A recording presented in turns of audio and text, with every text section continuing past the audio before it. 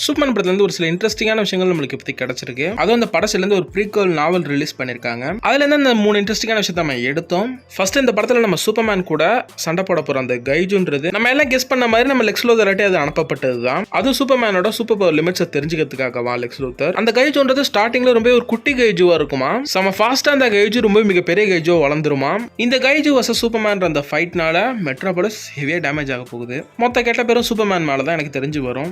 அடுத்த இந்த படத்துல வர போற அந்த கைஜுன்றது ஈவில் நேச்சர் உள்ள ஒரு கைஜு கிடையாதான். மேபி லெக்ஸ் லூதர் கண்ட்ரோல் பண்ணலாம், இல்ல அதுக்கு என்ன பண்றோம்னே புரியாம நகரத்தை டேமேஜ் பண்ணலாம். செகண்ட் ஹேமர் ஆஃப் புர்வியன்ற இந்த கேரக்டரை பத்தியும் அந்த நாவல்ல ஸ்டில் மிஸ்டீரியஸா தான் இருக்கு. அதுல அப்படிதான் மென்ஷன் பண்ணிருக்காங்க. ஆனா இன்னொரு விஷயத்தையும் கன்ஃபார்ம் பண்ணிருக்காங்க. சூப்பர்மேனோட இந்த ஹேமர் ஆஃப் புர்வியன்ற கேரக்டர் ஸ்ட்ராங்கான ஒரு கேரக்டர்னு சொல்லிட்டு யாரா இருக்கும் இந்த ஹேமர் ஆஃப் புர்வியன் கேட்டீங்கன்னா பாசிபிலிட்டின்றது இது அல்ட்ராமேனா இருக்கலாம். இன்னொரு தியரி என்னன்னா இந்த ஆர்மருக்குள்ள இருக்கிறது சூப்பர்கல்னு ஒரு தியரி இருக்கு. வெயிட் பண்ணி நம்ம மூவில தான் பார்க்கணும். தேர்ட் இந்த படத்துக்கு முன்னாடி கிரிப்டோனைட்டை பவர் சோர்ஸா கொண்ட ஒரு வில்லன் கூட நம்ம சூப்பர்மேன் இந்த டிசியூல ஆல்ரெடி ஃபைட் பண்ணிருக்காரு. அது வேற யாரும் இல்ல, மெட்டாலோ தான். டிசியூக்குள்ள ஆஃப் கேமரா நடந்த ஒரு விஷயமா அதை மென்ஷன் பண்ணிருக்காங்க அந்த நாவல்ல.